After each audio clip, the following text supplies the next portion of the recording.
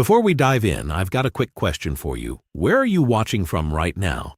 And what time is it? Drop it in the comments. I love seeing how far and wide our viewers are tuning in. Now imagine this. Rimuru, the calculating, suddenly enters the doctor. Stone universe. What happens next? Let's find out. Light returns before sound does. A thin blue consciousness reforming itself in a world that feels wrong. No magicules in the air, no swirling currents of spiritual energy, no distant roar of monsters or hum of civilization.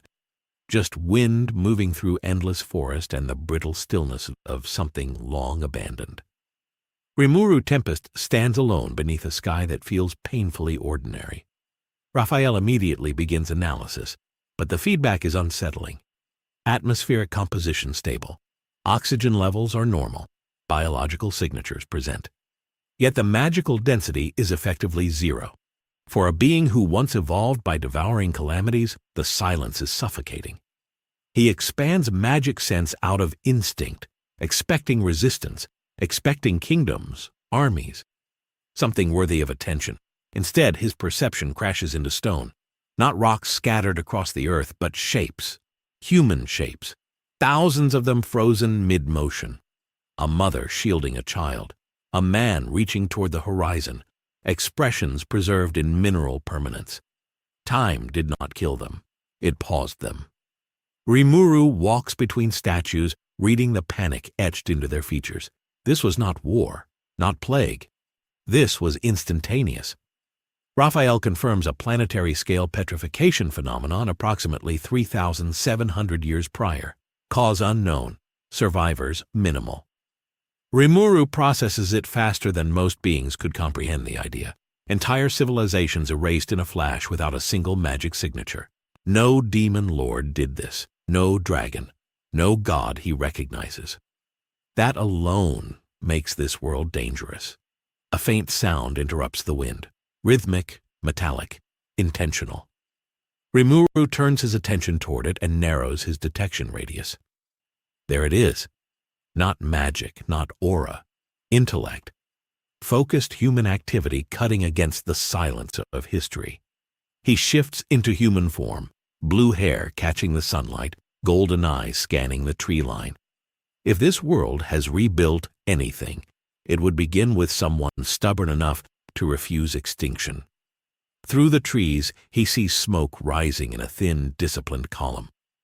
Primitive structures assembled with surprising precision. Tools arranged with logic rather than desperation. And at the center of it all, a boy with sharp eyes and hair that defies gravity, scribbling formulas into the dirt with manic certainty. Senku Ishigami. The mind that refused to fossilize. Even without magic, Rimuru can feel the gravitational pull of intelligence. Senku is not praying. He is not hoping. He is calculating. Mixing chemicals with measured confidence, speaking to himself about revival fluid ratios as if civilization were a simple equation waiting to be solved. Rimuru watches quietly, intrigued rather than threatened. This is not a king commanding armies. This is something rarer, a human who believes knowledge is stronger than fear. Rimuru steps forward deliberately, allowing his presence to register without hostility. Leaves crunch underfoot. Senku does not flinch.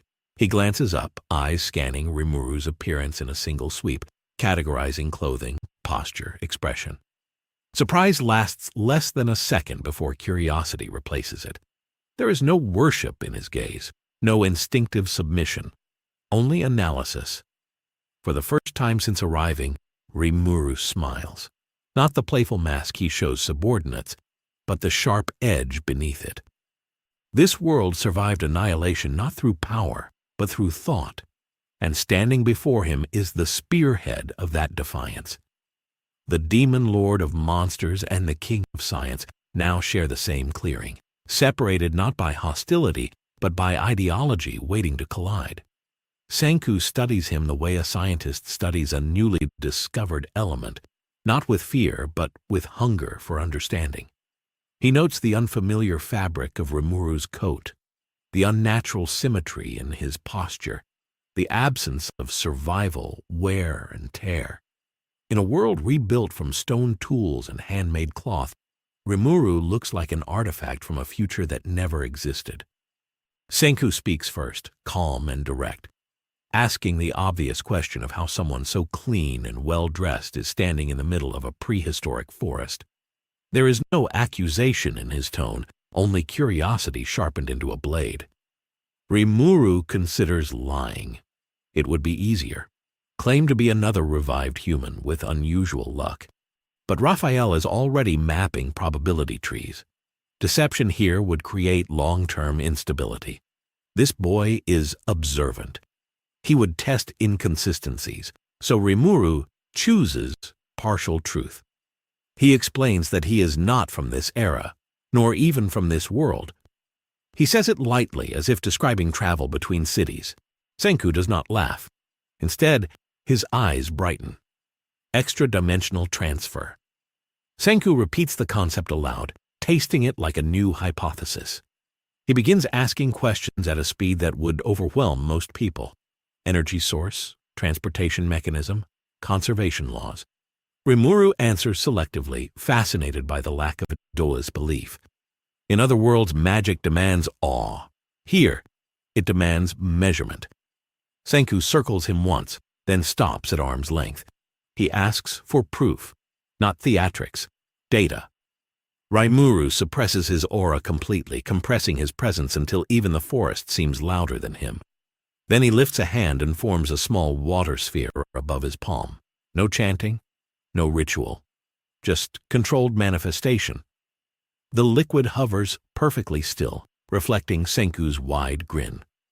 Instead of panic, Senku immediately grabs a handmade glass container and demands Rimuru hold the sphere steady. He begins testing temperature, viscosity, mineral composition.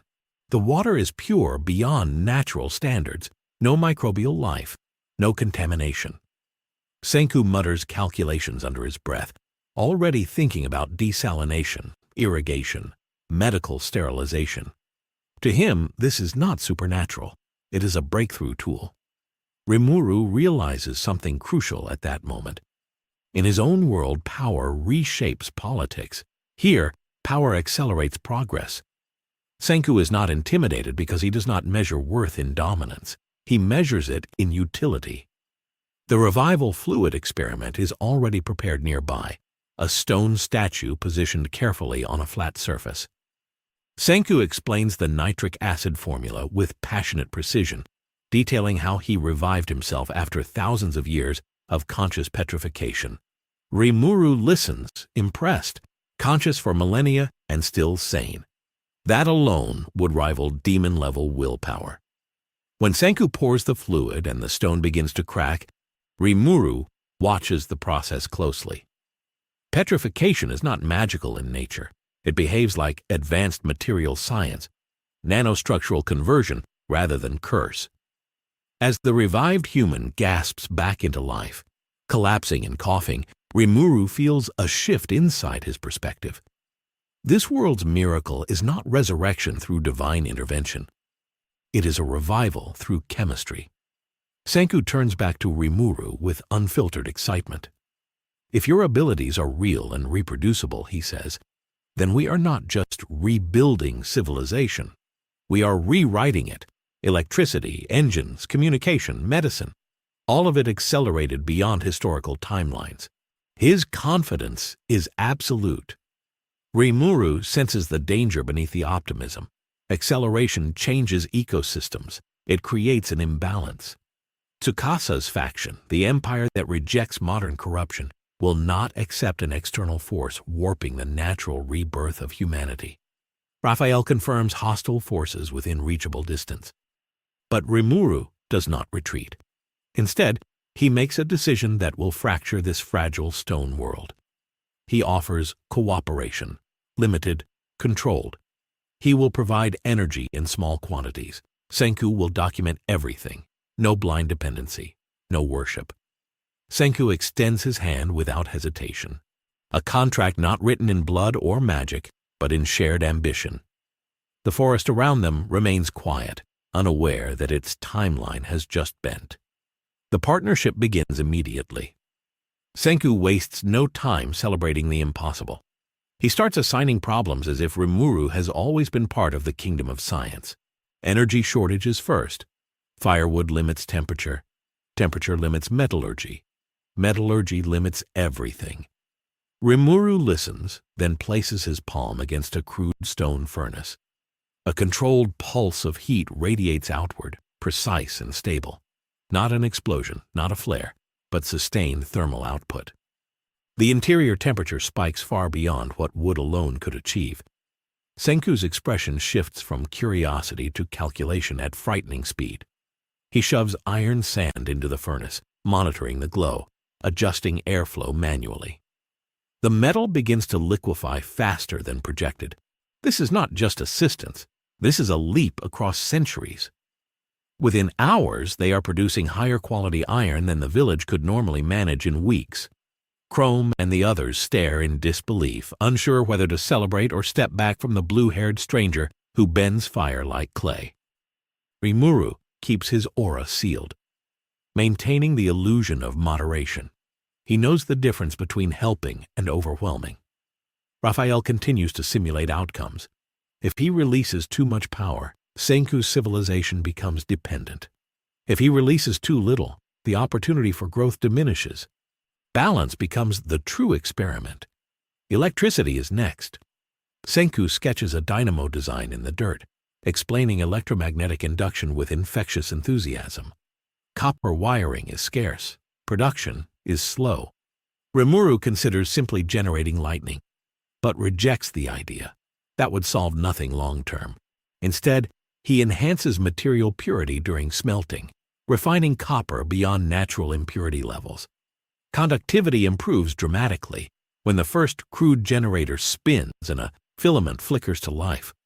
The light is small but revolutionary. The villagers cheer. For them, hope is reborn. For Rimuru, it is something stranger. He has watched kingdoms rise through conquest. He has witnessed evolution through predation.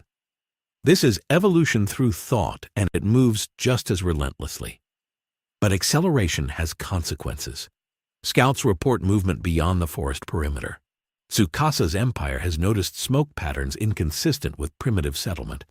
They interpret rapid development as corruption creeping back into humanity. A messenger arrives under a white cloth banner delivering a warning. The stone world must remain pure.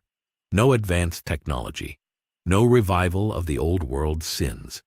Senku reads the message aloud without emotion, then looks at Rimuru. There is no fear in his eyes, only strategy forming. If Tsukasa believes science equals moral decay, then visible miracles will confirm his worst suspicions. Rimuru understands the subtext. His very existence destabilizes the ideological war already brewing. That night, Rimuru walks beyond the village perimeter alone. The moonlight reflects off ancient stone statues still scattered across the landscape, reminders of a humanity frozen mid-ambition. He senses movement in the distance, footsteps controlled, powerful. Tsukasa himself observes from the shadows, assessing the anomaly in Senku's camp. Their eyes meet across the clearing. No words exchanged. Tsukasa's presence is raw physical dominance, honed survival instinct sharpened to perfection. He does not sense magic, but he senses difference. Predator recognizing predator. Rimuru does not release killing intent.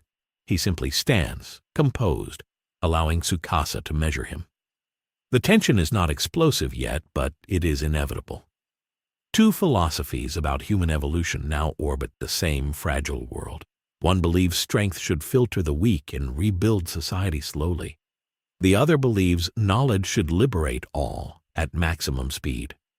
And between them stands a demon lord who could crush both visions with a fraction of his true power. Back in the village, Senku continues drafting blueprints by torchlight, already planning communication networks and medicine expansion. He assumes conflict is manageable. Rimuru knows better. The moment Tsukasa confirms that an external force is accelerating civilization unnaturally, diplomacy ends.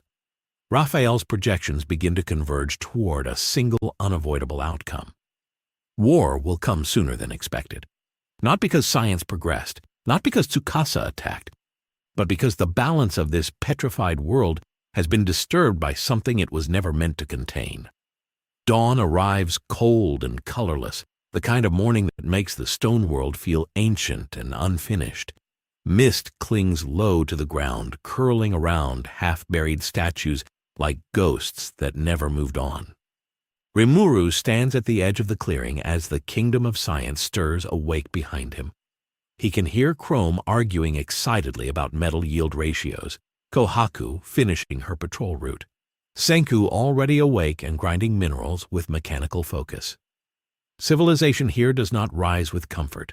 It rises with intention. Raphael's analysis continues in the background of Rimuru's mind, mapping behavioral patterns, projecting psychological trajectories. Tsukasa will not rush blindly. He will test, observe, and isolate weaknesses. He believes in natural selection as purification. To him, Senku's science is a gateway back to greed and war. And Rimuru, an anomaly with power beyond comprehension, represents the ultimate corruption of balance. Footsteps approach from the tree line again, but this time there is no distance between observer and observed. Tsukasa steps into the clearing openly, posture relaxed yet coiled with restrained force. The villagers freeze. Kohaku moves instinctively between him and Senku. Senku does not retreat. He simply adjusts his stance, eyes sharp, calculating angles and outcomes. Tsukasa's gaze settles on Rimuru. He studies the absence of calluses on his hands, the calm in his breathing, the way even the air seems to respect his space. Tsukasa speaks about humanity's second chance, about building a world free from the corruption of the old era. His voice carries conviction forged from witnessing the worst of modern civilization. Then he turns his focus fully on Rimuru and asks a single question. Are you human? The clearing grows heavier. Rimuru answers without hesitation. No. There is no dramatic reveal, no surge of aura, no visible display, just the truth. The honesty itself shifts the atmosphere more than any explosion could. Murmurs ripple through the villagers. Senku watches closely, not shocked, but deeply interested in how this confession alters the board. Tsukasa nods slowly. In his worldview, this simplifies things. Humanity must shape its own destiny. External gods, monsters, or powers that bypass struggle will inevitably twist that destiny. He declares that if Rimuru aids science beyond human limits, he becomes an enemy of natural rebirth. Rimuru feels the weight of the moment. In his own world, such a declaration would be answered with overwhelming force. Here, annihilating Tsukasa would shatter Senku's moral structure and destabilize the fragile trust he has built. This is not a battlefield that rewards domination. It is one that tests restraint. Instead of stepping forward, Rimuru steps back. He states calmly that he will not dictate humanity's future. He will observe, assist only within boundaries agreed upon by human leadership. He places the choice publicly in Senku's hands. The gesture is subtle but seismic. Power kneeling to intellect, not out of weakness, but deliberate control. Senku understands instantly. He declares that science will advance through human effort first. Rimuru's abilities will supplement, not replace. Every invention must remain reproducible without him. No miracles without method. The rule is established in front of both factions. Tsukasa studies their agreement carefully. This was not the display of tyrannical dominance he expected. It was discipline. After a long silence, he turns and walks back into the forest, not in surrender, but in postponement. Conflict has not been avoided. It has been delayed. As the tension thins, the villagers exhale collectively, but Rimuru remains still, eyes following the path Tsukasa disappeared into. Raphael calculates new probabilities. The timeline has shifted, but equilibrium remains unstable. This world was petrified once by an unknown force capable of freezing humanity in an instant. That mystery still lingers above them like an unseen ceiling. Rimuru looks up at the open sky. feeling the absence of magic pressing against his senses. Somewhere in this silent universe exists a mechanism powerful enough to halt civilization without magic at all. That realization excites him more than any battle. The stone world is not weak. It is unfinished. And now, with a demon lord standing inside it, the process of completion has accelerated in ways neither science nor strength fully understands yet. The agreement changes everything. By midday, the kingdom of science feels less like a survival camp and more like a laboratory on the edge of a breakthrough. Senku wastes no time redefining Rimuru's role. Not an ally, not a weapon. Variable. If Rimuru insists on boundaries, then Senku will map those boundaries with surgical precision. A flat stone slab becomes the testing table. Glassware, crude but functional, is arranged with care. Chrome hovers nearby with restless excitement while Gen watches with theatrical suspicion. Kohaku remains positioned between Rimuru and the tree line, instinct never fully at ease around a being who admitted he is not human. Senku begins with the simplest question: what are you made of? Rimuru answers honestly. He does not have conventional biology. His body is a construct stabilized by magicules capable of restructuring at will. Senku nods as if hearing about a rare mineral deposit. He asks for a tissue sample. There is a flicker of amusement in Rimuru's golden eyes. Predator has devoured dragons and absorbed demon lords. Now he is being asked for a biopsy. He forms a thin blade from hardened water and slices a fraction of his fingertip. The detached piece liquefies in Senku's waiting container. No blood, no cellular decay. The substance maintains cohesion, shimmering faintly under sunlight. Senku immediately begins testing reactivity. Heat exposure, chemical interaction, electrical conductivity. The substance resists categorization. It does not burn at expected temperatures. It does not denature.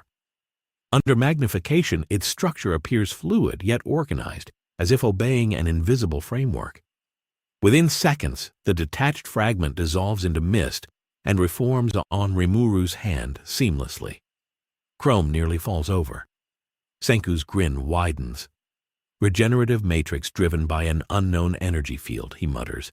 If that field can be quantified, replicated, or even approximated, disease becomes obsolete. Injury becomes an inconvenience. Humanity's greatest weakness dissolves. Rimuru feels the shift immediately. This is the danger Raphael predicted. To Senku, Predator is not a threat. It is a blueprint. Senku changes direction. He constructs a sealed chamber from reinforced clay and glass. Inside, he places instruments designed to detect heat fluctuation, air displacement, and electromagnetic disturbance. He asks Rimuru to activate any ability at minimal output. Rimuru chooses the safest demonstration, a small thread of magic, barely enough to move a pebble across the chamber floor. The instruments spike violently. Heat signatures appear without combustion. Static surges through copper wiring. The air pressure shifts microscopically as if space itself resists the intrusion. Senku freezes, eyes scanning data. That is not simple energy. It interacts with matter at a structural level. It bends local laws. For the first time, Senku's voice drops from excitement to focus. If this force rewrites physical behavior, then it follows rules. Everything follows rules. Predator meets science not in battle, but in philosophy. Rimuru crosses his arms, watching the boy dismantle the concept of magic in real time. In his world, power was destiny. Here, power is a problem waiting to be solved. Senku does not celebrate the anomaly. He hunts it. Within hours, the clearing transforms into something closer to a controlled research site than a village workshop. Clay insulators are reinforced. Copper coils are rewound with higher precision. A crude Leyden jar is assembled to store residual electrical discharge.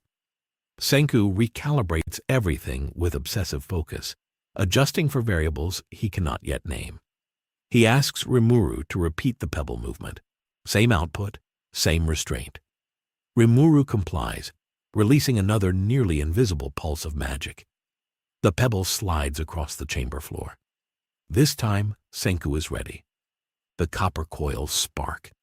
The jar hums faintly. A measurable charge accumulates, small but undeniable. Chrome stares at the device like it just whispered a secret of the universe. Senku's lips curl upward. Energy conversion confirmed, he says quietly. Not magic, not a miracle, a transferable force. Rimuru feels something unfamiliar tighten in his chest. In his world, Predator devours and assimilates. Here, science observes and extracts. He is not being challenged physically. He is being decoded. Senku begins layering hypotheses aloud, half to himself, half to the universe. If Rimuru's power interacts with matter by altering atomic stability, then perhaps it is not breaking laws, but accessing deeper ones. A higher dimensional variable influencing three-dimensional space. If so, then humanity does not need to possess magic innately. They need a conduit. He sketches furiously in the dirt, drawing symbols that look more like physics than fantasy. Chrome struggles to keep up. Gen mutters that this is exactly how villains are born. Kohaku simply watches Rimuru's expression, trying to read a being whose face rarely reveals strain. Because there is strain now. Raphael runs simulations at terrifying speed. If Senku succeeds in building even a crude artificial conduit for magic, the monopoly of supernatural beings collapses. Demon lords are apex predators because they alone command overwhelming power. But if a human engineer can replicate 10% of that through machinery, the hierarchy of worlds shifts permanently. Senku requests a more complex demonstration, not destructive, constructive. He wants Rimuru to heal a cut on Chrome's hand under controlled observation. Rimuru hesitates only briefly. Chrome volunteers before doubt can spread. A shallow slice is made across his palm.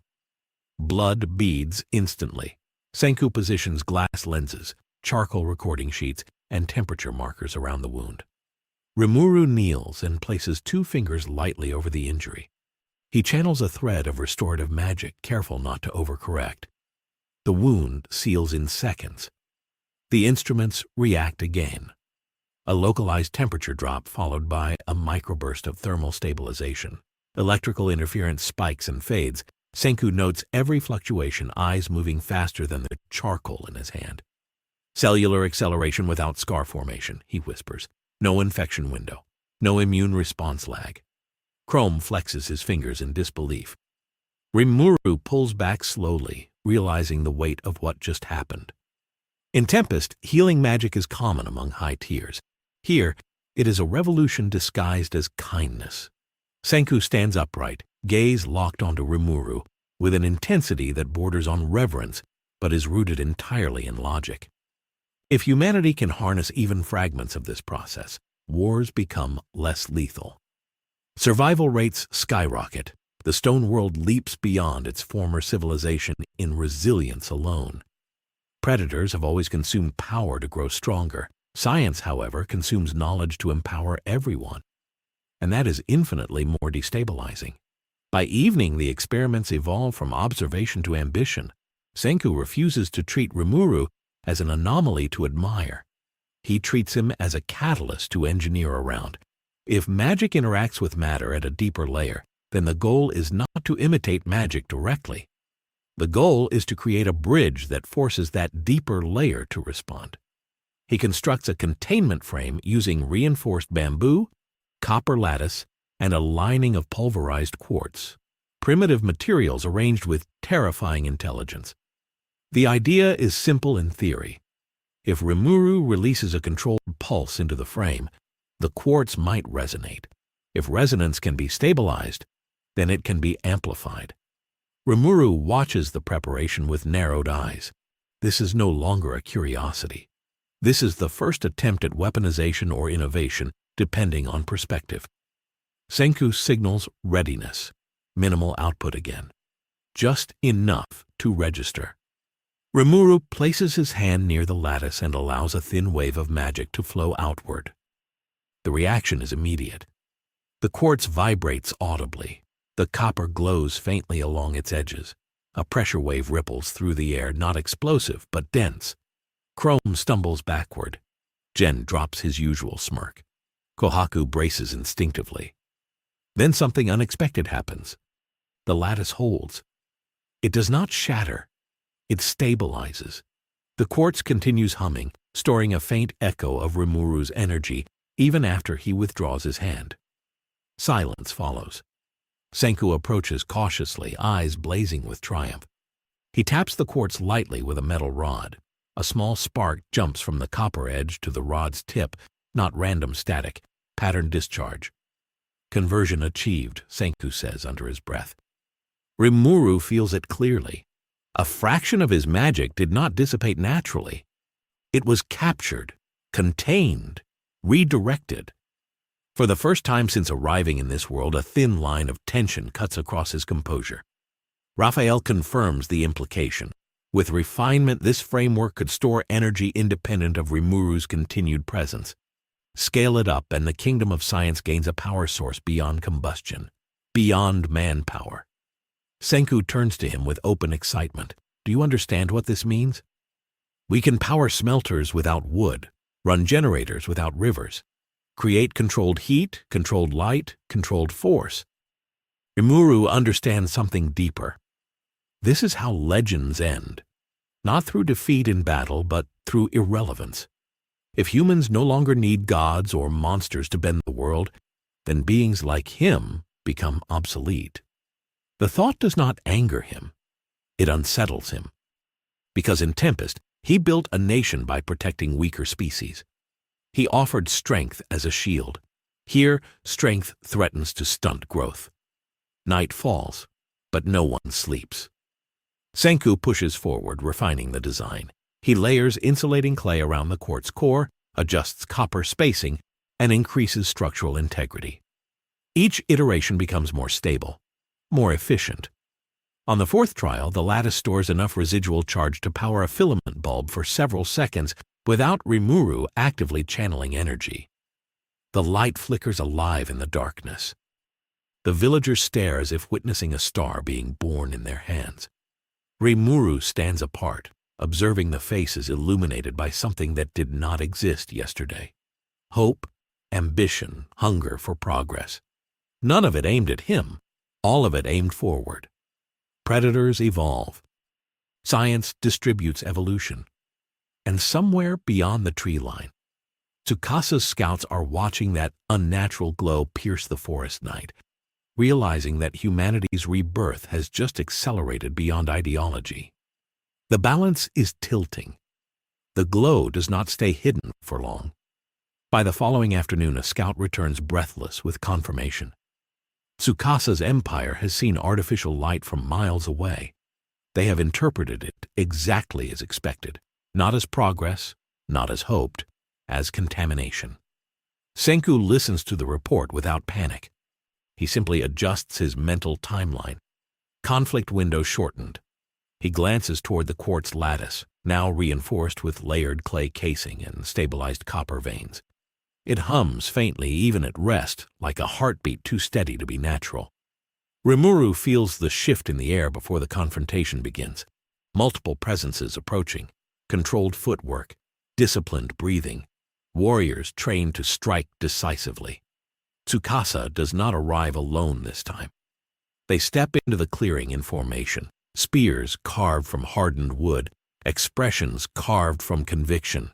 Tsukasa walks at the center, gaze fixed not on Senku, but on the device emitting that faint, unnatural resonance. He does not shout. He does not posture. He simply asks what it is. Senku answers honestly. A new power source, human-engineered, reproducible. Tsukasa's jaw tightens. He turns his attention to Rimuru. You said you would not dictate humanity's future. Rimuru meets his gaze evenly. I am not. They built it. That is the truth. Rimuru provided energy. Senku built the bridge. Tsukasa steps closer to the lattice and feels the vibration through the air. He does not understand the mechanics, but he understands the consequences.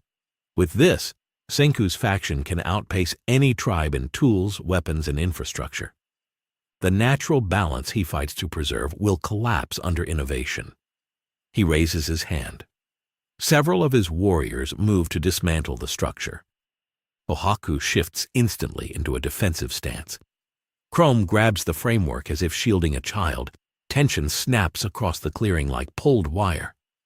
Rimuru does not release aura. He does not transform, but he moves. Faster than human perception can comfortably track.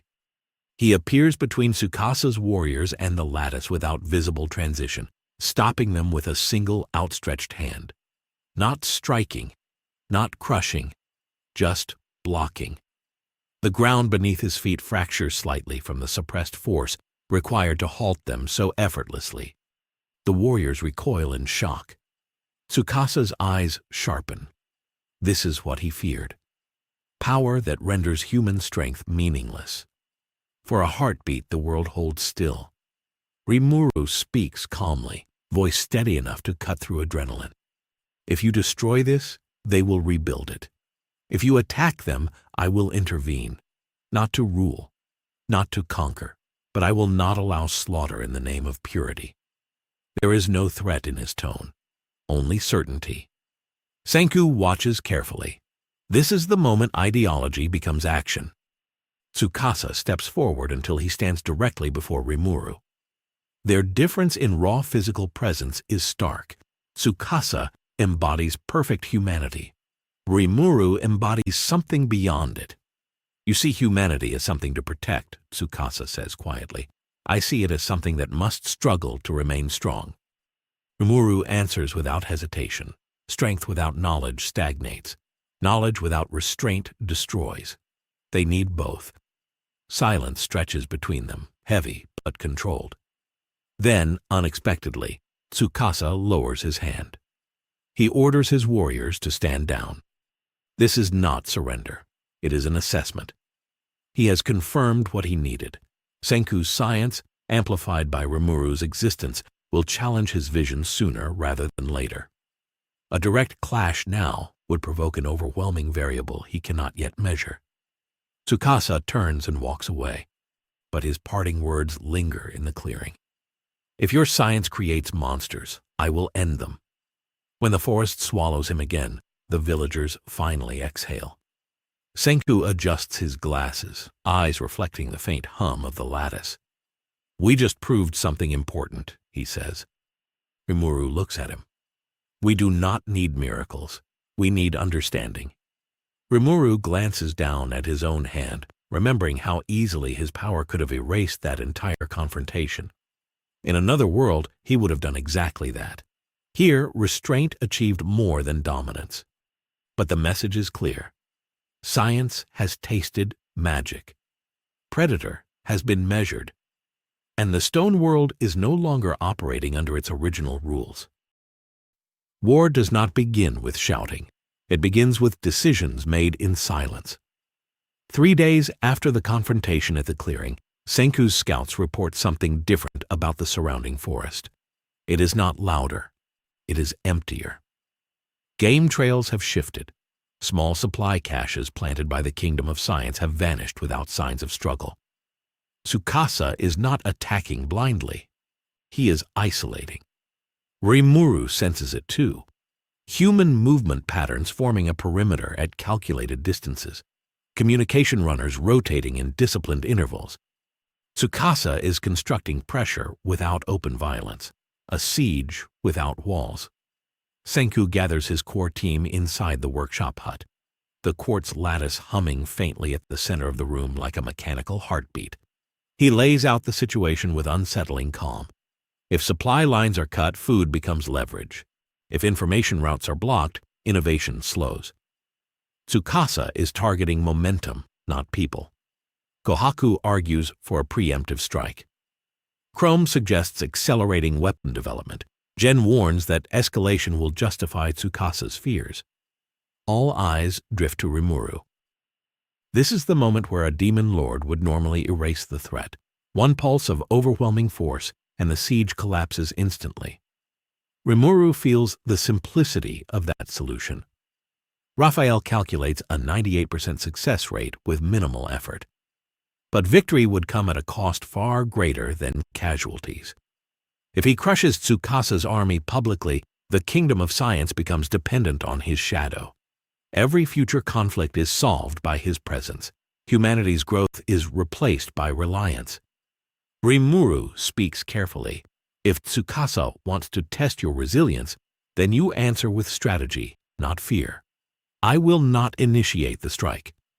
Senku nods once, already adjusting mentally.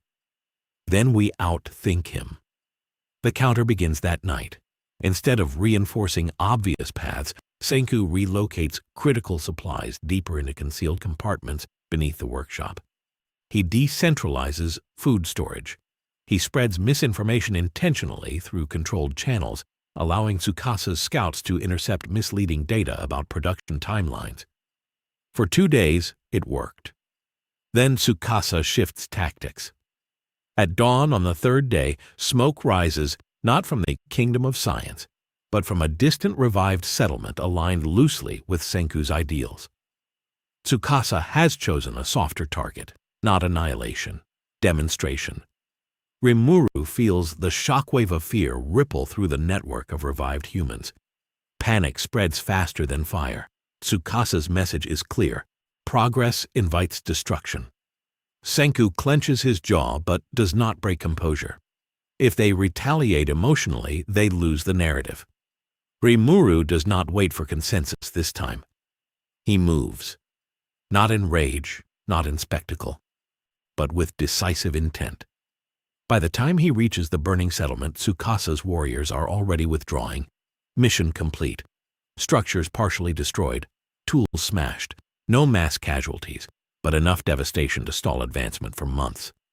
Rimuru lands at the center of the damage and kneels, assessing injuries, minor burns, fractures, trauma. He begins healing with controlled precision, restoring bone alignment, sealing wounds. Survivors stare at him with a mix of gratitude and something more dangerous, dependence. Behind him, Tsukasa steps from the tree line once more, having anticipated Rimuru's intervention. "You cannot be everywhere," Tsukasa says calmly. The statement is not taunt, it is a strategic reality. Rimuru stands slowly, golden eyes sharpening. "You believe fear will slow evolution," he replies. "I believe hardship filters weakness," Tsukasa answers. The distance between them feels smaller now, not physically but ideologically. The siege has shifted into psychological warfare. And for the first time, Rimuru feels the edge of something he has been suppressing since entering this world. Not anger. Power. Power that, if released even partially, would end this war before it truly begins. Rimuru's aura does not flare. There is no visible transformation. Yet the air itself seems heavier, bending around his form as if anticipating action. Tsukasa notices it instinctively, narrowing his eyes. He has faced the strongest humans, trained to survive the apex of physical evolution, but this is different. Something in the way Rimuru simply exists tells him that this battle is no longer conventional. A single misstep could collapse the fragile equilibrium of the stone world entirely. Senku watches from the village edge, his mind running at a speed rivaling Rimuru's own perception. Every calculation, every probability tree, every possible outcome is stacked meticulously. He is not afraid. But he understands fully that Rimuru's restraint is not permanent. The moment Tsukasa interprets any action as aggression, the Demon Lord will unleash power the likes of which this world has never seen. And that level of power will not discriminate between friend or foe. Even a minor escalation could annihilate the kingdom of science before it has a chance to advance. Tsukasa steps forward deliberately, voice low and precise. "You manipulate the laws of reality, yet you claim to protect humanity. How long before your mercy becomes tyranny?" His words are not empty threats. They are philosophy manifest, the same ideology he has imposed for years. A survival of the fittest paradigm, where only humans themselves dictate evolution. And here stands Rimuru, a being capable of bypassing evolution entirely. That truth unsettles the stone world more than any fire or weapon could.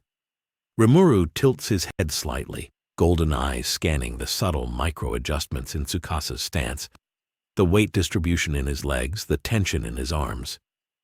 He does not answer immediately. Instead, he considers. He has faced monsters that could consume continents, entities that could destroy worlds with a thought. Yet in this moment, the challenge is more subtle, more dangerous. To strike would be to break not just Tsukasa, but the balance of this universe. To hold back is to accept a threat on every horizon. Yet restraint is the only path that preserves the growth he has observed in the humans around him. Then Senku acts, speaking with deliberate clarity, projecting strategy outward. Tsukasa's scouts are being drawn into false patterns, supply caches have been relocated, and the paths Rimuru would have taken to intercept the warriors have been optimized. Every detail, every calculation, every layer of prediction is designed to force Tsukasa into reaction rather than aggression. It is subtle, invisible, and yet deadly in consequence. Senku has not built a weapon. He has built a battlefield where Rimuru's restraint becomes a strategic advantage. Tsukasa's eyes flick to Senku momentarily, realizing he is not dealing with a single anomaly, but an entire system working in tandem. It is not enough to overpower Rimuru physically. He must unravel the strategy, anticipate every contingency, or risk a stalemate, or worse, escalation beyond his control. The realization shifts something in his expression. He respects strength, but strategy, especially when combined with intelligence and controlled power, is a predator he has rarely faced. Rimuru finally speaks, voice calm yet carrying the weight of command. You seek evolution through hardship. I provide a path without annihilation. Tsukasa tilts his head, reading the contradiction, recognizing immediately that this is not bluff or idle philosophy. This is principle incarnate. The presence of Rimuru changes every calculation, shifts every probability, and forces a rethinking of the tactics that Tsukasa has relied on for years. Even his warriors hesitate, sensing the underlying tension that transcends conventional combat. The very forest around them seems to pulse with potential energy, as if anticipating the next decision. For a moment, silence dominates. No arrows are drawn, no blades unsheathed, only the clash of ideology and the latent energy simmering beneath Rimuru's composed form. Then Tsukasa steps back slightly, a subtle concession, recognizing the risk of misjudgment. He does not retreat. He is not yielding. But the battle has already shifted from physical to existential. Every step he takes now must account for forces beyond his understanding, yet forces that could render his survival philosophy obsolete if mismanaged. The stage is set. What began as a siege, a test of speed and logistics, has transformed into a confrontation where even a minor escalation could trigger extinction-level consequences for one or both sides. And Rimuru, predator and observer alike, stands ready, not to dominate but to ensure that the stone world survives long enough for intelligence to triumph over instinct. The tension does not ease with nightfall. The forest hums faintly with anticipation, as if every stone and leaf knows that the fragile balance is about to snap. Tsukasa withdraws his main force into shadows beyond line of sight, but his scouts continue to probe, moving like spectral fingers along the perimeter of the kingdom of science. Every movement is calculated to test responses, every observed action a variable to adjust his strategy. He is not acting recklessly. He is building pressure, isolating strengths, and identifying the smallest crack in the armor of this new alliance between Rimuru and Senku. Rimuru observes without interference. Each scout, each patrol, each tactical adjustment is absorbed into Raphael's mental projections. Probabilities are mapped down to microsecond reactions. A single misstep from Tsukasa or an impulsive move by Senku's team could escalate into irreversible devastation. Rimuru restrains his power consciously, allowing the humans to act. He moves like a shadow within strategy, waiting, calculating, a predator deciding whether to strike or stalk silently.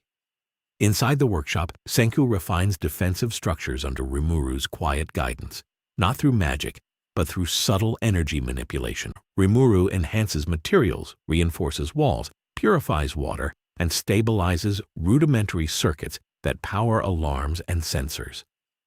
Every improvement is designed to increase survivability without creating dependence on his raw power. This is the paradox of restraint. His mere presence strengthens humanity's position without overpowering it. The first confrontation comes subtly. A small group of Tsukasa's soldiers attempt to sabotage a water storage unit several kilometers from the village. They move under the cover of darkness, confident that speed and surprise favor them.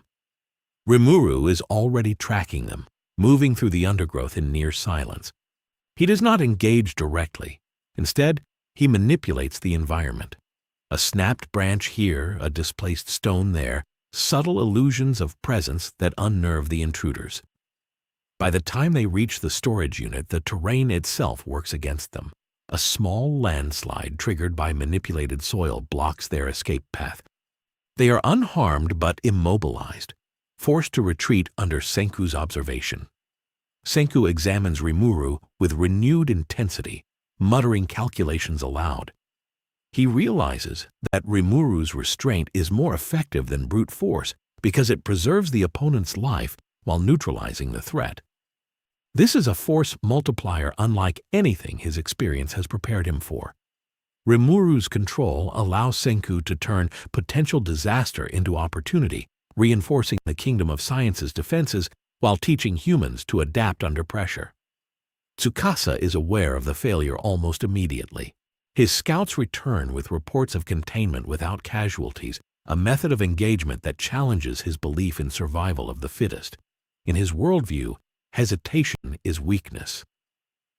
Rimuru's restraint is perceived not as mercy, but as a hidden advantage that must be accounted for, a variable that cannot be neutralized by conventional means. Tsukasa begins to plan a direct confrontation. This is no longer a simple test of logistics or territory. The stakes are escalating toward the extinction-level threshold. The following day, Rimuru positions himself near the edge of the village, visible but passive, letting his presence serve as both shield and warning. Tsukasa approaches every step deliberate, flanked by his most elite warriors. The air vibrates subtly with the tension of two apex forces about to collide, not physically but ideologically. Rimuru does not move to attack. He does not need to. Every measured breath, every unbroken stance, communicates power beyond comprehension. Tsukasa stops a few dozen meters away, examining the landscape for any advantage. His gaze meets Rimuru's directly. The golden eyes are calm, but Rimuru's aura, though suppressed, radiates a potential energy that distorts the natural rhythm of the forest. Tsukasa realizes that a miscalculation could end not just his assault, but the delicate balance of survival for the humans he seeks to protect under his own code. Rimuru finally speaks, voice quiet but carrying across the clearing. I am not here to dominate or to destroy. I am here to ensure survival without annihilation. The statement is not a challenge. It is a boundary. Tsukasa does not respond immediately. Instead, he studies the subtle cues in Rimuru's posture, the controlled tension in his hands, the way the forest itself seems to resist movement around him. This is the predator, restrained, yet fully capable of ending everything in an instant. A long silence stretches between them. The humans around the clearing watch with bated breath, understanding instinctively that this is a confrontation far larger than themselves. Tsukasa finally speaks, words measured, deliberate. Every choice you make carries consequences not just for your side, but for the future of humanity. Rimuru inclines his head slightly, acknowledging the truth of that statement. The extinction-level stakes are no longer theoretical. They exist in every heartbeat, every calculated movement, every decision to act or hold back. The stage is set. Both sides understand that the first miscalculation could trigger irreversible devastation. Rimuru has restrained his true power, but the knowledge of what could happen hangs like a storm above the clearing. Tsukasa's ideology, focused on survival through dominance, collides with Rimuru's principle of controlled restraint and guided evolution. The outcome is uncertain, but the consequences are guaranteed to be catastrophic if mismanaged. The stone world has entered a new phase, where survival itself will be tested against forces far beyond ordinary comprehension, and extinction now hangs closer than ever. Tsukasa does not leave immediately. He remains at the edge of the clearing, calculating, watching. His warriors fan out in a perimeter, eyes scanning every shadow, muscles coiled for instant reaction, yet they do not attack. They understand instinctively that Rimuru is no ordinary opponent. The air feels charged, not with magic, but with possibility. Every step, every breath of the forest seems to bend toward the tension between them. Tsukasa has faced the strongest humans, but this is something else. This is a being whose restraint is measured, yet whose power could erase him and his empire in an instant.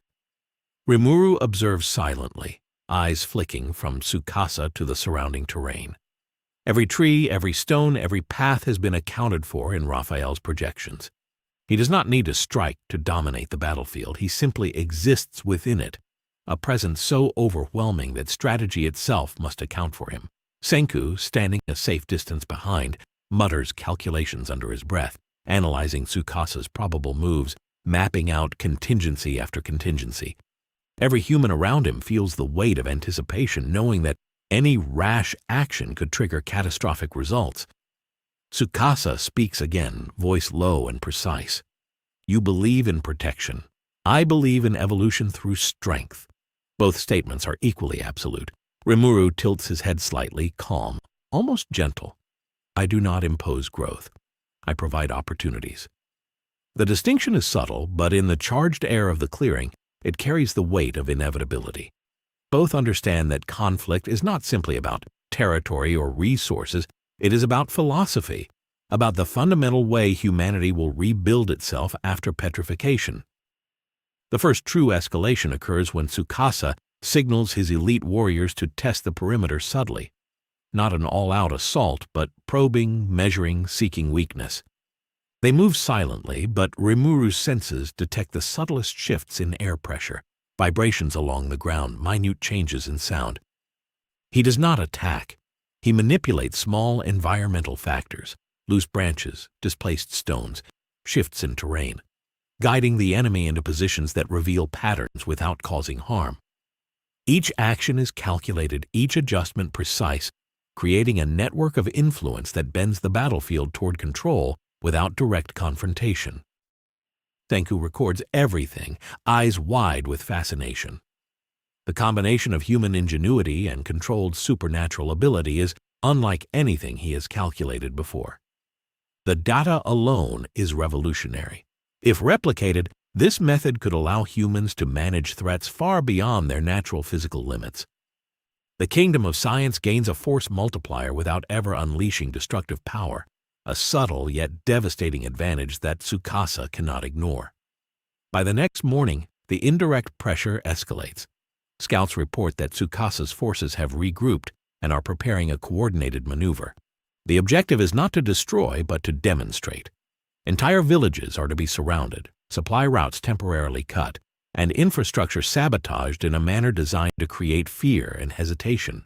Tsukasa's goal is to force humans to confront the consequences of rapid advancement, accelerated by an unknown, incomprehensible power. Rimuru responds preemptively, but not through force. He moves strategically, using minimal energy pulses to reinforce structures, stabilize resources, and subtly guide terrain in a way that protects civilians and workers without revealing his full capabilities. Every intervention is a lesson in resilience, every adjustment an unspoken demonstration of control.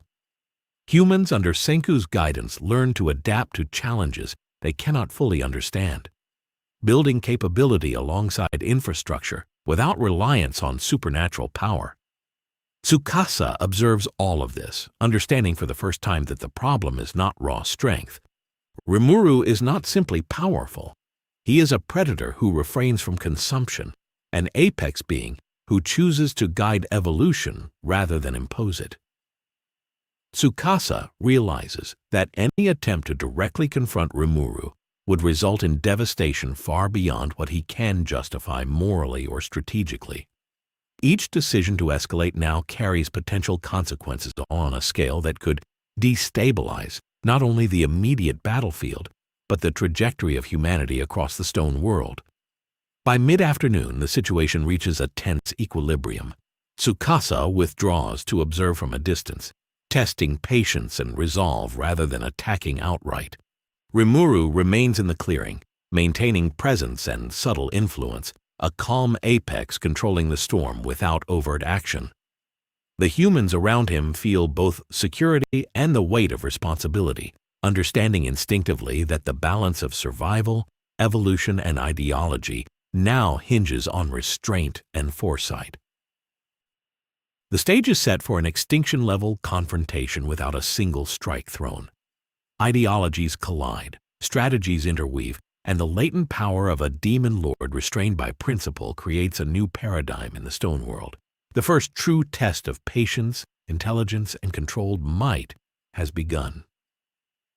Tsukasa's war is no longer simply a conflict of armies. It is a looming existential threat, a pressure cooker of strategy, ideology, and survival, with Rimuru standing at the fulcrum between destruction and guidance.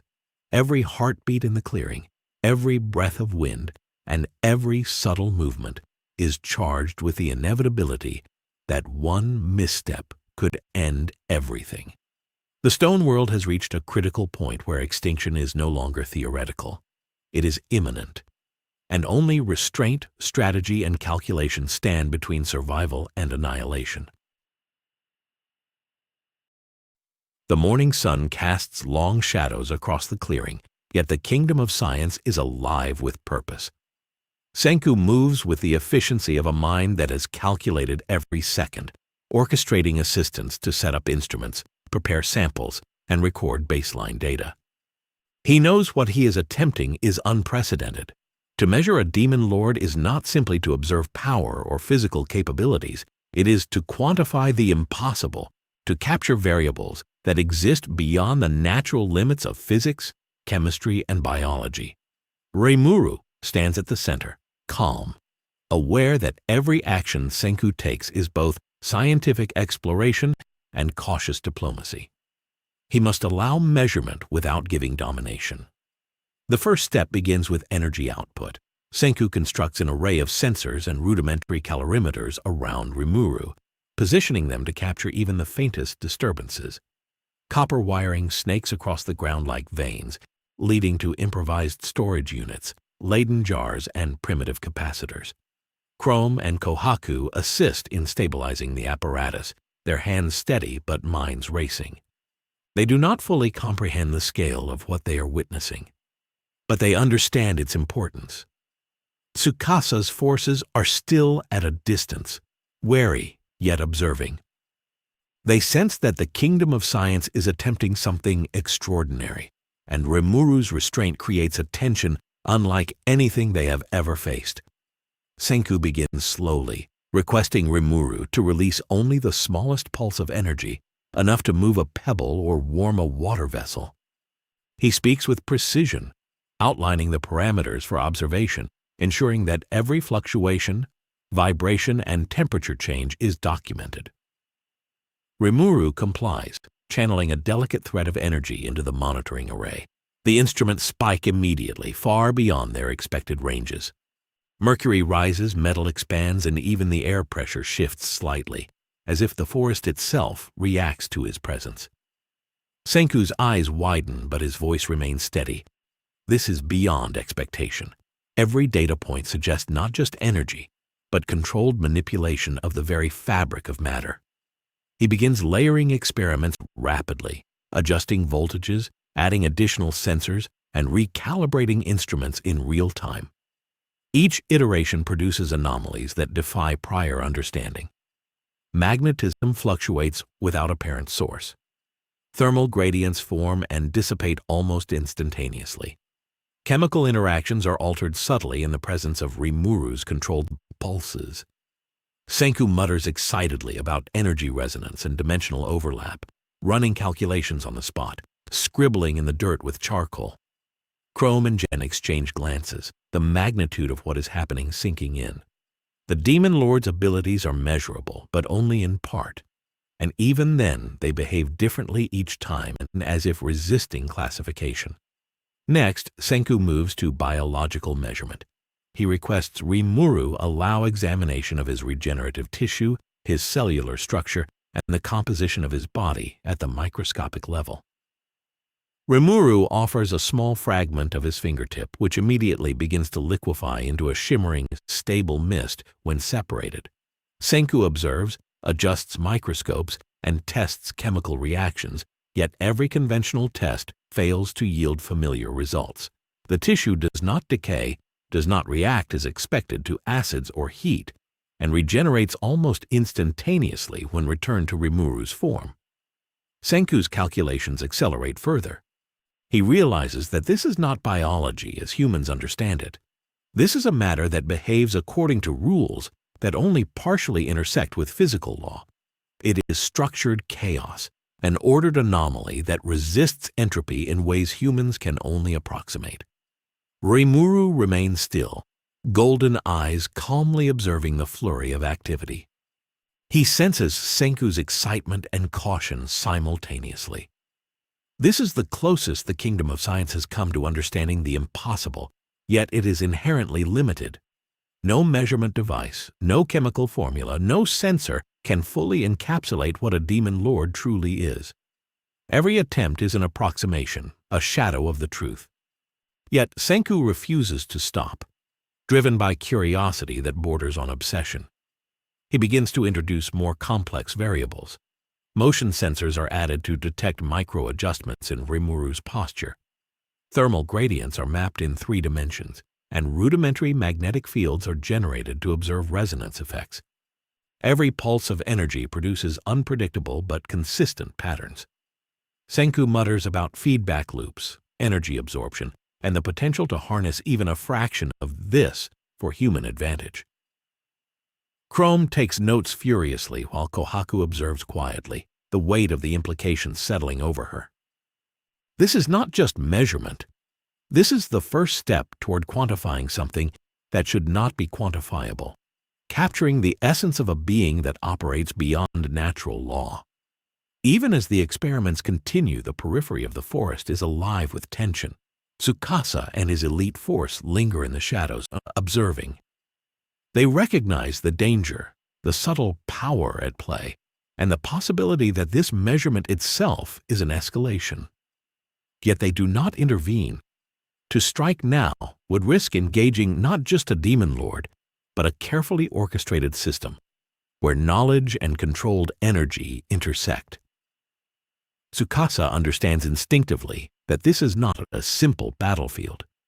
This is the kingdom of science attempting to reach into the impossible and extract understanding, and any interference could trigger consequences beyond calculation.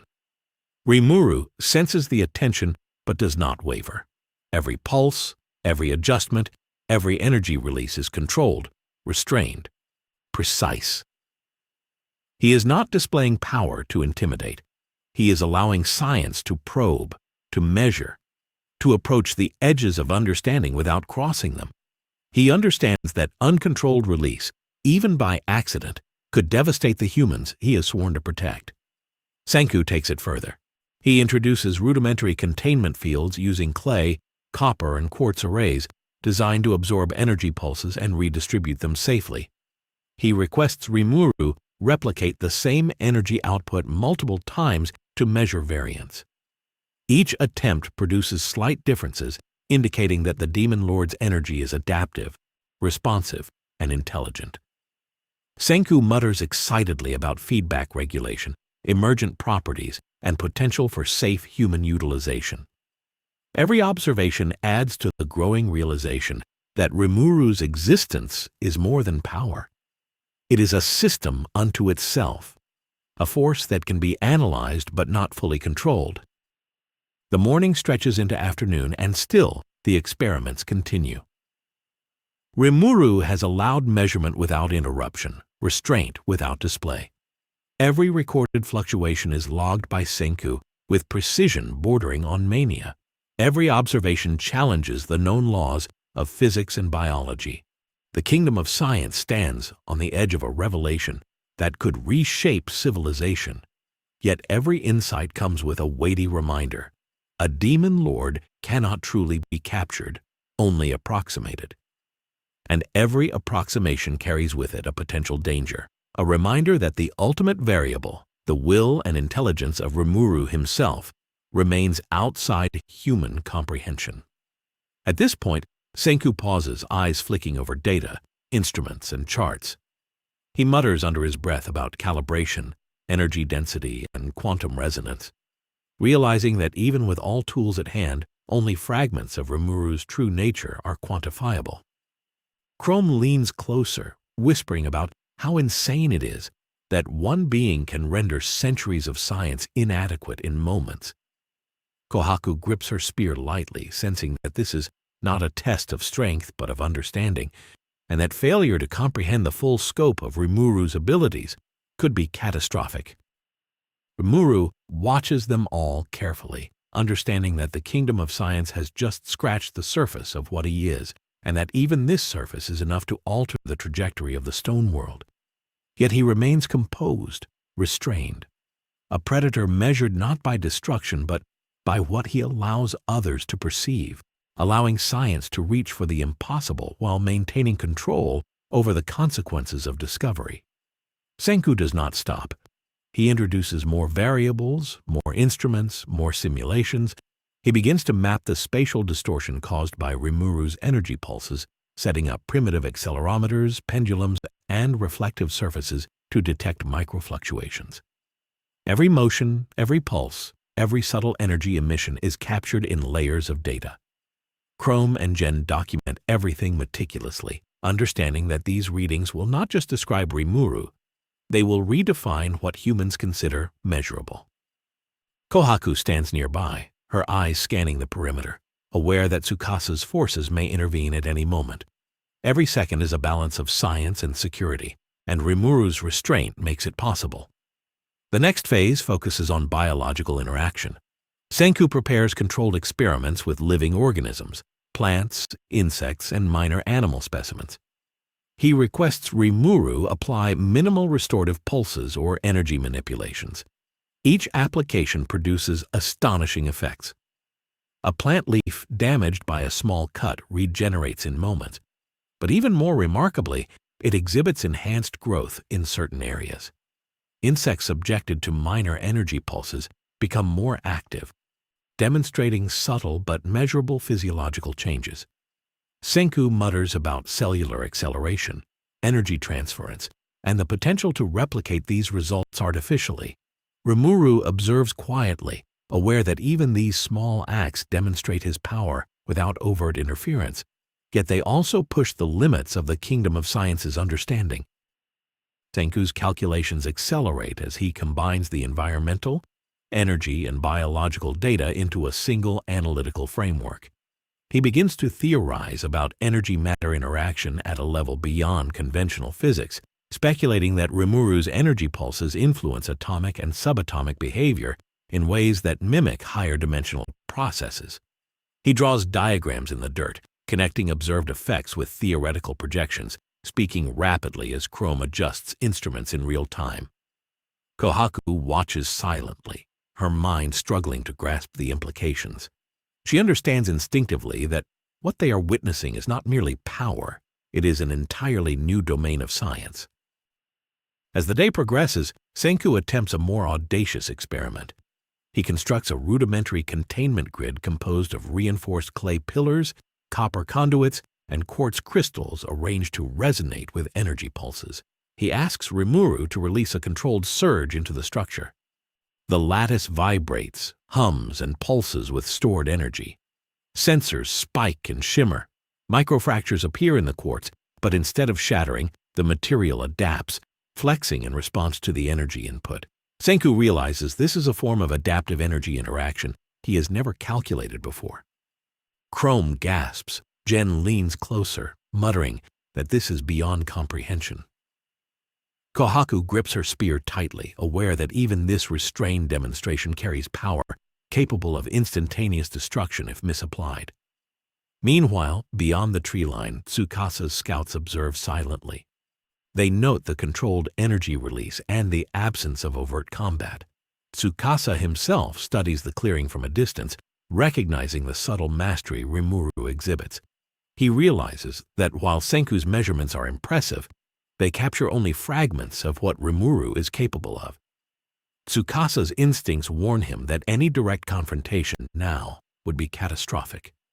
He begins reconsidering his approach, calculating risk and consequence more cautiously than ever before. Senku continues layering measurements, adding microelectromagnetic detectors, crude calorimetry arrays, and makeshift chemical analyzers to observe interactions in real time. Each pulse of Rimuru's energy produces deviations that defy conventional understanding. Thermal, magnetic, and structural anomalies appear simultaneously and then normalize in seconds. Senku mutters about quantum resonance, emergent properties, and feedback loops. Chrome scribbles notes furiously. Kohaku watches silently, and Jen realizes that what they are recording will alter the fundamental rules of survival and technological development for generations to come. Even as the experiments escalate, Rimuru remains calm, golden eyes observing, energy controlled with absolute precision. He allows measurement without intimidation, interference without destruction. Every action demonstrates power without dominance, giving humans a glimpse of the extraordinary while restraining the potential for catastrophe. The forest itself seems to respond subtly. The microclimate and terrain bending imperceptibly to the energy flows, creating a living laboratory where science meets the impossible. By late afternoon, Senku pauses briefly, reviewing hours of data. He mutters about calibration, energy thresholds, and adaptive matter behavior. Rimuru's energy cannot be fully captured, cannot be fully quantified. Yet every approximation reveals potential. Humans can understand portions, manipulate fragments, but they cannot master the whole. It is a paradox, a being measurable in parts but unknowable in totality. Chrome exhales, realizing the scale of what they are witnessing. Kohaku's grip on her spear loosens slightly as comprehension dawns. Jen shakes his head, muttering about how this is the sort of discovery that could destroy civilizations if misused. The forest beyond remains quiet, tension palpable. Tsukasa observes from a distance, understanding the magnitude of the ongoing experiments. His forces, though disciplined, cannot intervene without triggering consequences beyond prediction. Every measurement, every interaction between Rimuru and the kingdom of science is a controlled dance along the knife's edge of potential devastation. Rimuru's restraint ensures that the experiments are safe, yet the latent energy, intelligence, and adaptability he possesses create stakes that could escalate to extinction-level events in a single miscalculation. By the end of the day, the kingdom of science has recorded data unlike anything in human history. Energy outputs, adaptive responses, biological enhancements, environmental interactions, all mapped in partial approximation. Senku's mind races, realizing that Rimuru is not just a subject, he is a system, a living, intelligent variable that defies complete control. The humans under his guidance have glimpsed power beyond comprehension, yet it remains restrained, governed by principle and observation. Rimuru steps back from the array of instruments, golden eyes calm, allowing the kingdom of science to absorb what they have learned. He has been measured, quantified in fragments, yet remains unknowable in totality. The experiments have advanced human understanding, expanded technological potential, and simultaneously reminded everyone present that a demon lord's true scope cannot be contained. The day concludes with a quiet, tense awe. Humans exhausted from observation and Tsukasa still at the edge of the forest, calculating his next move in a game where the ultimate variable cannot be fully understood, only respected. Senku leans back, glasses slipping slightly as he reviews his notes, charts, and sketches. He speaks aloud, not for Rimuru, but for the humans around him. What we've seen is only the surface. Every pulse, every response, every adaptation is a layer of complexity that surpasses conventional physics. If humanity can learn to replicate even 10% of these interactions, civilization advances centuries in months. Chrome shivers at the thought, scribbling furiously. Kohaku grips her spear lightly, realizing that what they have observed is not just power, but a framework that could redefine survival itself. Jen mutters darkly, suggesting that some knowledge might be too dangerous for ordinary humans to handle.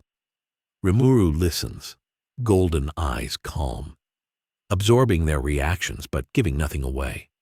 He allows them the illusion of mastery while preserving the truth. He cannot be fully quantified. The forest around them seems to hold its breath. Leaves sway in the afternoon sun, shadows stretching longer as the world itself registers the residual energy lingering in the clearing.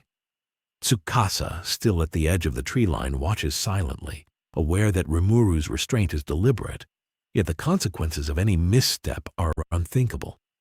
He senses that the kingdom of science has advanced, not merely through observation, but through the careful interplay of controlled supernatural energy and human ingenuity. Every step Senku has taken to measure Rimuru has also amplified humanity's capabilities in ways that Tsukasa knows could destabilize his own empire if he chooses to escalate conflict.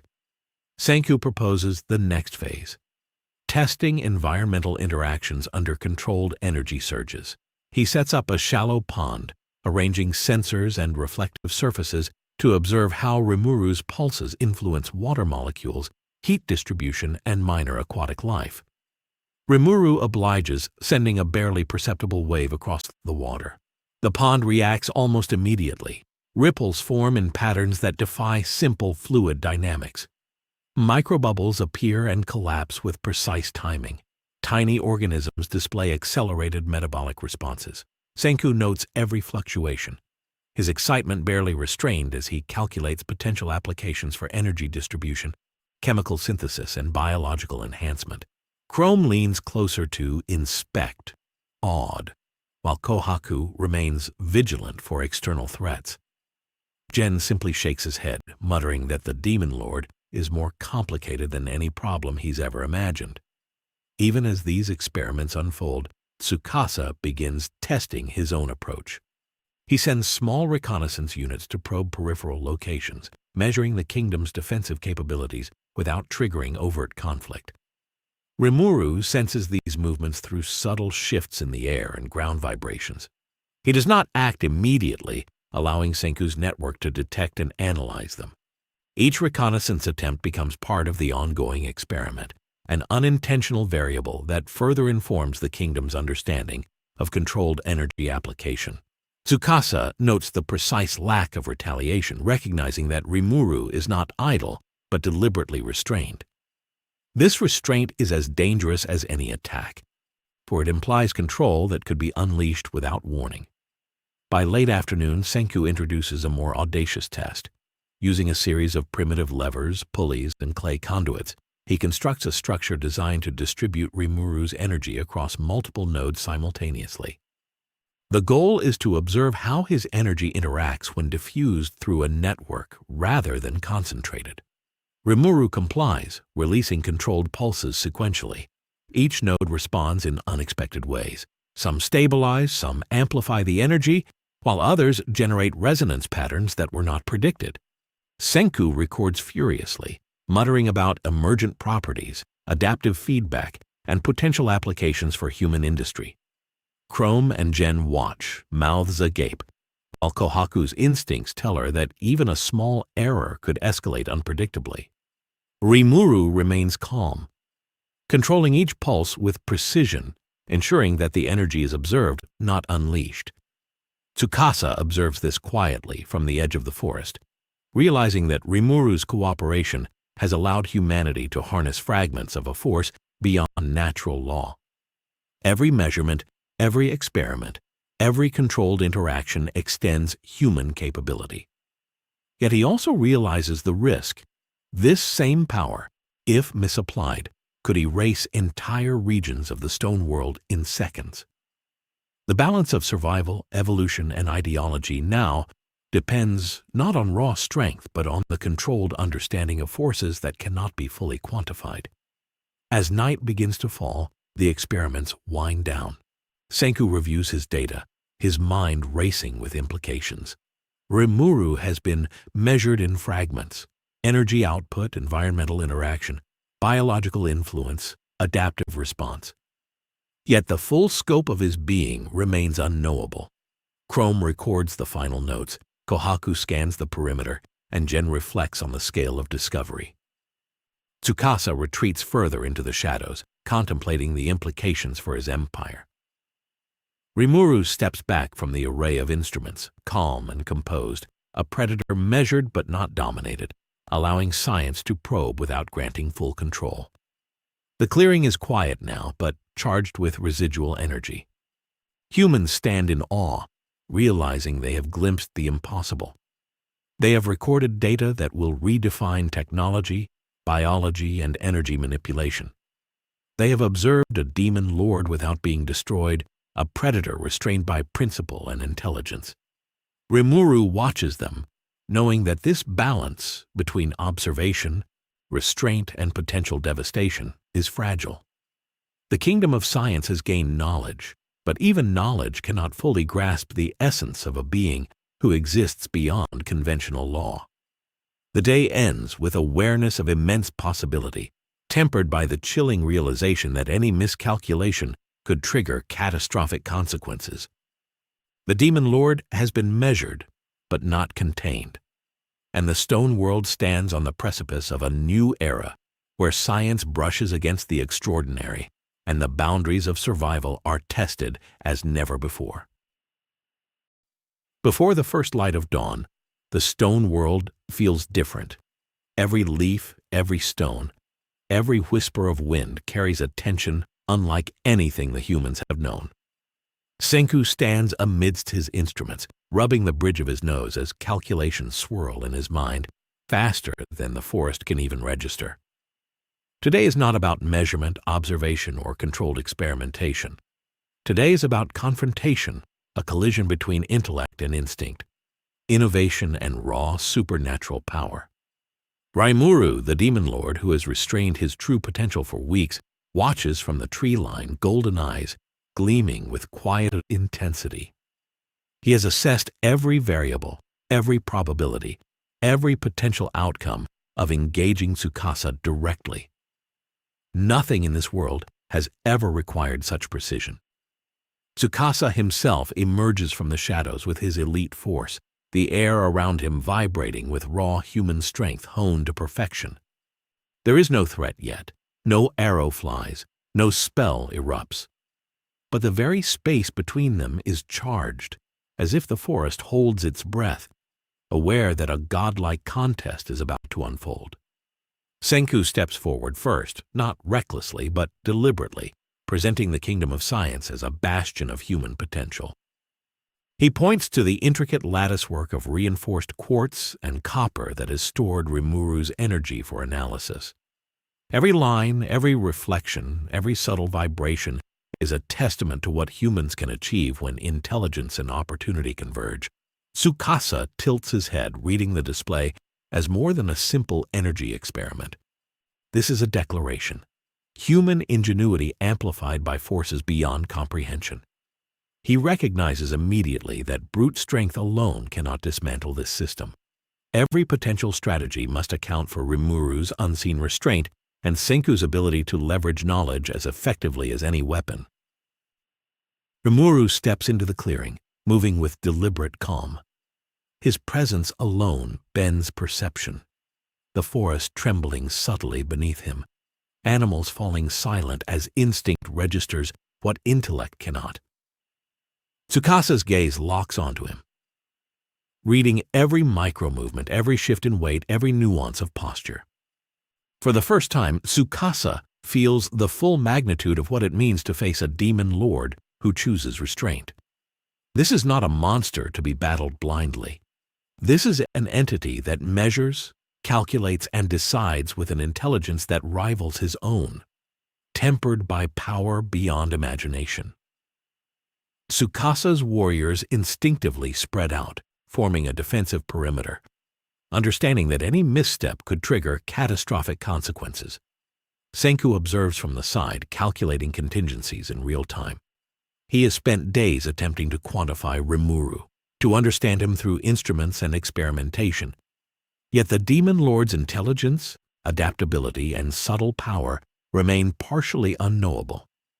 Senku knows that in this confrontation, human ingenuity must act as amplifier rather than weapon. Every strategy must be precise. Every move is calculated. There is no margin for error. Chrome checks his instruments one last time while Kohaku stands alert, spear in hand, ready to defend, but understanding instinctively that raw force alone will not win this encounter. Tsukasa steps forward, the forest around him quieting further under the weight of anticipation. He speaks, voice low, deliberate. "You have manipulated science and magic alike to your advantage, Demon Lord. You have allowed humans to glimpse power they are not yet ready to wield." Rimuru tilts his head slightly, golden eyes unwavering, responding simply, "They are ready if they learn." Every word carries weight, a principle incarnate. Tsukasa's expression hardens. He believes in strength, survival through dominance. Rimuru believes in growth through guidance and restraint. Ideologies collide before the first movement. Suddenly, the atmosphere shifts. Tsukasa signals his elite force, a subtle but coordinated movement designed to test reactions. Rimuru responds without visible motion. Energy pulses faintly ripple outward, measured, controlled, not to destroy but to influence. Branches sway, leaves tremble, and even the ground underfoot seems to adjust to the latent force emanating from him. The scouts sent to probe are subtly redirected without harm. Every movement is precise, every pulse controlled.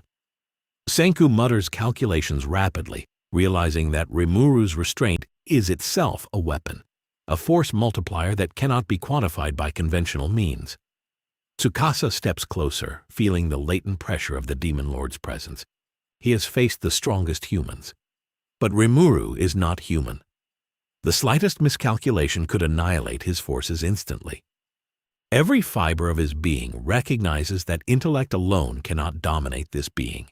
Only strategy, restraint, and observation can engage such a force without provoking catastrophic escalation. The elite warriors tighten formation, spears and blades ready, yet they hesitate, sensing that Rimuru's calm is a threshold of danger, a boundary of controlled devastation that can be crossed in a heartbeat. Senku whispers a rapid plan to Chrome and Kohaku, integrating energy readings, environmental responses, and behavioral predictions into a live feedback loop. Every move they make is guided by probability, optimized for survival and tactical advantage. Rimuru allows this, providing subtle energy adjustments that amplify their actions without revealing the true extent of his power. The humans around them realize instinctively that their survival now depends on understanding, adaptation, and leveraging every fragment of knowledge that has been gleaned. The forest feels alive, the tension almost tangible. Tsukasa finally speaks again, voice deliberate and commanding. This is not about victory. This is about proving that survival requires strength, and only strength can dictate evolution. Rimuru responds, golden eyes steady. Power without understanding destroys. Understanding without restraint stagnates. Both are gods in their own right, one of monsters, one of science.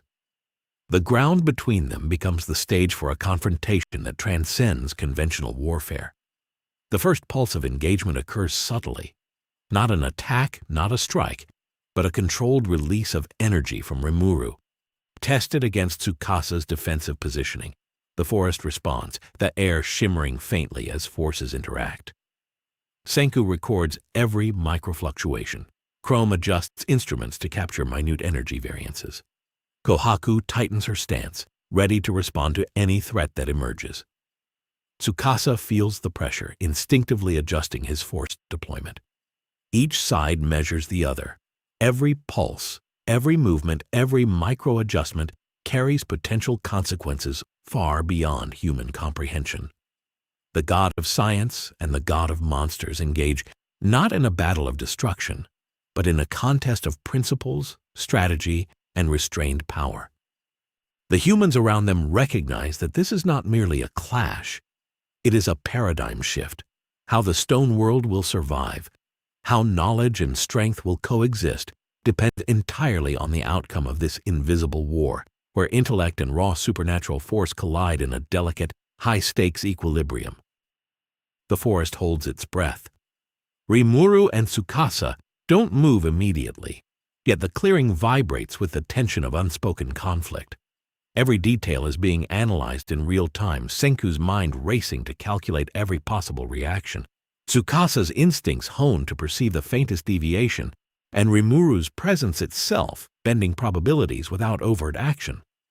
The first real test comes when Tsukasa directs a subtle shift in his stance, signaling his elite warriors to advance in coordinated sweeps designed to probe Rimuru's responses. Instantly, the air shivers slightly as Rimuru senses the movement, his golden eyes narrowing, energy rippling invisibly around him. He does not attack. He does not need to. The slightest distortion of air, the subtle pull of energy, guides Tsukasa's forces into positions that reveal their formation, strength, and tactical tendencies without causing harm.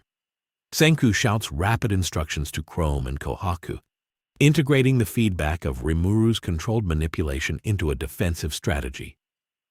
Every sensor, every lever, every rudimentary instrument in the kingdom of science is employed not to fight, but to record and anticipate. The humans are learning to operate at a level of precision far beyond their natural instincts, guided by knowledge and subtle supernatural assistance. Chrome's hands move faster than thought, adjusting instruments, calculating outputs, and recording anomalies, while Kohaku's spear is poised for intervention should Tsukasa's forces break formation. Every movement is a dance of survival, a testament to human ingenuity amplified by forces that should not be controllable. Tsukasa steps forward, confident yet wary. His elite warriors fan out, attempting to test Rimuru with rapid, coordinated approaches. Yet every approach is subtly redirected. Trees bend, soil shifts, even ambient air currents are influenced by Rimuru's presence, creating barriers that are perceptible only at a subconscious level. Tsukasa realizes immediately that conventional tactics are useless. Even his most disciplined soldiers cannot engage without accounting for forces they cannot see or predict. The god of monsters meets a force that is simultaneously present and untouchable, visible yet unknowable. Rimuru finally speaks, voice calm, almost detached. Strength alone does not secure survival. Strategy alone does not guarantee victory. True power lies in understanding consequences before they manifest. Tsukasa's golden eyes narrow in response. He respects strength and instincts, yet the presence of Rimuru forces him to consider restraint and foresight, concepts rarely applied in his ideology. The forest itself seems to pulse with potential, a living witness to the clash of principles that have yet to physically manifest. The first indirect engagement occurs when Tsukasa signals a simultaneous strike by his elite warriors toward multiple points of the clearing. Not a direct attack, but a coordinated test to measure response times and adaptability. Rimuru reacts in milliseconds, energy rippling subtly across the forest floor, influencing minor terrain and environmental factors to redirect the attackers safely, while revealing the patterns of coordination for Senku's team. Each soldier feels inexplicably constrained, every move subtly thwarted without awareness of the true force at play. Senku mutters about feedback loops, energy distribution, and emergent variables, realizing that Rimuru is teaching them strategy without revealing his full capacity. Tsukasa recognizes the pattern immediately. Rimuru is not engaging physically. He is testing them, influencing outcomes indirectly, guiding humans to adapt in real time while avoiding unnecessary destruction. Every decision made by Tsukasa's forces is recorded, every reaction analyzed, and every micro-adjustment becomes part of an evolving battlefield equation. Even the god of monsters begins to sense the limitations of relying solely on raw power. Senku integrates these observations into a new framework, overlaying Rimuru's controlled energy pulses with tactical projections for the kingdom of science. Chrome adjusts instruments to measure slight shifts in magnetic fields and pressure gradients. Kohaku stands ready, but understands that intervention is secondary. The humans are learning to operate in a domain where intellect and subtle energy surpass brute force, and every small victory in measurement and adaptation becomes a step toward survival against an opponent who cannot be directly matched. Tsukasa pauses, observing the humans and Rimuru alike. He senses that the conflict has shifted from confrontation to demonstration. Power is present, but it is restrained. Intellect is applied, but it is amplified. He realizes that any attempt at direct engagement now carries the risk of catastrophic escalation. Every subtle energy release, every measured redirection, and every calculated intervention demonstrates a level of control beyond human comprehension. The god of science has not only observed a demon lord, he has learned to anticipate and leverage a fraction of that power through strategy and innovation. The forest vibrates with the unseen interactions between Tsukasa's elite force and Rimuru's controlled influence. Leaves tremble, birds remain silent, and even the sunlight seems to scatter differently as energy interacts with the environment. Rimuru does not move visibly. He does not strike. Yet every approach by Tsukasa's forces is subtly measured, redirected, and recorded. The humans of the Kingdom of Science understand instinctively that they are witnessing a war that is invisible, a collision of principles and intellect rather than physical force. Senku records and calculates continuously, his excitement barely contained. He observes energy flows, micro-adjustments in terrain, and subtle variations in environmental response. Chrome records fluctuations in magnetic and thermal fields, while Kohaku monitors the humans and the edges of the clearing for potential threat. Gen remains thoughtful, muttering that this is not merely a battle, but a paradigm shift in understanding survival and engagement. Rimuru watches them all carefully, golden eyes, reflecting both the human's awe and the precision with which he maintains control, ensuring the encounter remains a lesson in restraint, strategy, and adaptability, while keeping the extinction-level potential of his power fully contained. As the afternoon sun dips lower, the tension in the clearing thickens. Rimuru stands unmoving, yet the slightest shift of his weight sends ripples through the environment. Tsukasa's elite force hesitates, reading micro-adjustments in air pressure, subtle tremors beneath their feet, and faint distortions in light around the Demon Lord. Every instinct screams danger, yet the danger is invisible, controlled, restrained. Tsukasa understands instinctively that Rimuru's power is not merely destructive. It is adaptive, intelligent, and precise. Each moment of hesitation, each micro-reaction by the humans is a testament to the Demon Lord's dominance, not through annihilation, but through absolute control over the battlefield itself. Senku, perched atop a crude observation platform, analyzes every interaction in real time. He calculates probabilities, energy dispersal, and environmental responses, overlaying them with behavioral predictions for both Tsukasa's forces and Rimuru's subtle manipulations. Chrome assists in tracking fluctuations, Kohaku monitors security, and Gen considers the philosophical ramifications. What happens when human science encounters power that can overwrite natural law itself? The entire kingdom of science is simultaneously observing, calculating, and learning, witnessing a clash, not of armies, but of principles. The god of science leveraging intellect and innovation against the god of monsters, embodying raw, controlled might. Rimuru's golden eyes flicked toward Tsukasa. He could end the confrontation in an instant, erase the threat without effort, yet restraint defines him. Instead, he allows Tsukasa to test the limits of his ideology, to engage in a battle of strategy, philosophy, and observation. Each controlled pulse of energy, each subtle environmental adjustment is a lesson in survival, adaptability, and consequence. Tsukasa responds with instinct, human ingenuity, and elite training. But he begins to see the limits of these methods against a being whose control extends beyond conventional understanding. The forest seems to pulse with the interaction. Leaves quiver, birds remain motionless, and even shadows seem to shift unnaturally as Rimuru's presence bends perception itself. The humans around them sense the stakes, understanding that any overt escalation could trigger extinction-level consequences. Every measured action, every cautious maneuver, becomes part of an invisible calculus where survival depends on observation, adaptability, and respect for forces beyond comprehension. Then, subtly, Rimuru allows a controlled display, a slight surge of energy that flows outward like a golden tide, enough to shift Tsukasa's perceptions of space without harming anyone.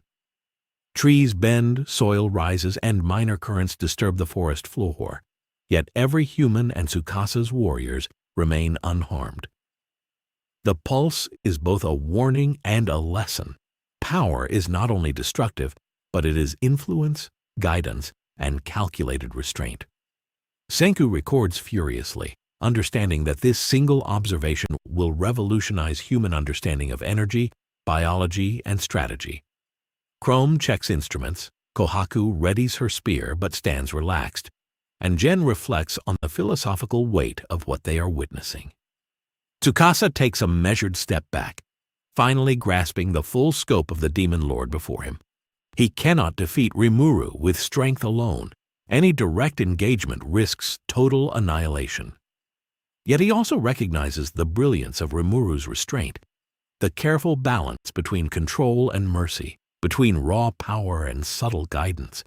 His ideology, forged in dominance and survival, clashes with Rimuru's principle of calculated protection and evolution through opportunity rather than destruction. The god of monsters meets the god of science in a stalemate defined not by blows, but by understanding, restraint, and the sheer magnitude of what is possible. Senku turns to Rimuru, voice barely containing excitement. Even partially measured, this is beyond any calculation we could make. Every energy output, every adaptive response, every interaction with the environment and living organisms redefines the limits of science. Rimuru inclines his head slightly, acknowledging the progress without revealing the full extent of his power. Humans have learned, adapted, and survived while witnessing godlike abilities without being destroyed, a balance few could ever maintain. As the sun sets, the clearing glows faintly with residual energy. Tsukasa withdraws his elite force slightly, acknowledging the restraint and the intelligence of his opponent. Rimuru steps back fully, allowing the kingdom of science to retain full agency. The lesson is clear. Intelligence, strategy, and restraint can guide survival even when faced with overwhelming power. Humanity has glimpsed forces beyond comprehension and survived, strengthened not by force, but by observation, adaptation, and learning. The god of science and the god of monsters share the field, locked in silent understanding, and the stone world bears witness to a paradigm-shifting moment in its history. Senku gathers his team, excitement mingled with exhaustion. Chrome, Kohaku, and Jen exchange glances, realizing the scale of the knowledge they have just witnessed. The data recorded, the lessons learned, and the subtle interactions will shape the future of civilization in ways previously unimaginable. Rimuru watches silently, a guardian of potential, ensuring that the balance between power and survival remains intact. Tsukasa retreats fully into the shadows, contemplating what has just occurred, recognizing that the Demon Lord before him is not an enemy to be destroyed, but a force that even the strongest humans must respect. The forest grows quiet, shadows stretching long as night falls. Rimuru's golden eyes scan the horizon once more before fading into the tree line, leaving the humans of the kingdom of science to reflect on the lessons of restraint, strategy, and controlled power. The god of science has measured fragments of a demon lord's might, yet the full scope remains unknowable. Ideologies have collided, boundaries have been tested, and humanity stands at the edge of a new understanding of survival and potential. And with that, the stone world settles into an uneasy calm, forever changed by the presence of a demon lord who teaches without destroying, who protects without dominating, and who exists beyond the limits of human comprehension. The clash between intellect and raw power has ended for now, but the lessons learned will resonate across every step humanity takes toward its future. Thank you for watching. If you enjoyed this deep dive into the collision of worlds, don't forget to like, subscribe, and hit the bell for more what-if adventures, where your favorite characters face unimaginable challenges. Drop a comment below and let us know which universe you want Rimuru to explore next. The multiverse is vast, and our journey is only beginning.